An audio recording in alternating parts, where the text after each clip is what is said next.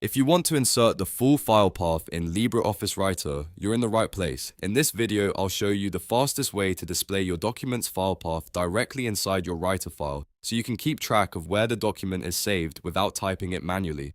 This is especially useful if you're working with shared files, templates, reports, or documents that need a clear location reference. If this tutorial helps, make sure to hit the like button and subscribe for more simple software tutorials just like this.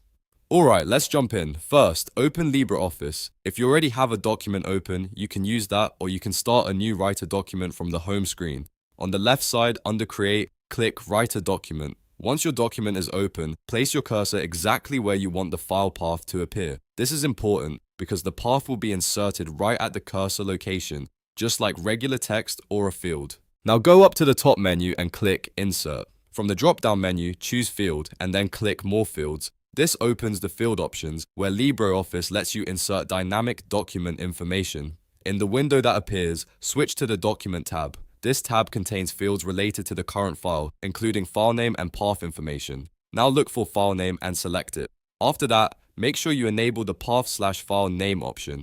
This is the key setting that tells LibreOffice to show the full file path instead of just the file name. Once that is selected, click Insert. You should now see the full document path appear inside your Writer document. If you move or save the file in a different location later, this field can update depending on how you use it, which makes it a very useful dynamic reference. If you ever need to insert the file name only, you can come back to the same menu and change the field options, but for the full path, this method is the one you want. And that's it. You've successfully inserted the file path in LibreOffice Writer. It only takes a few clicks once you know where to look, and now you can place the document location right inside your file whenever you need it. If this video helped you, please remember to like the video, subscribe to the channel, and turn on notifications so you don't miss the next quick LibreOffice tutorial. Thanks for watching, and I'll see you in the next one.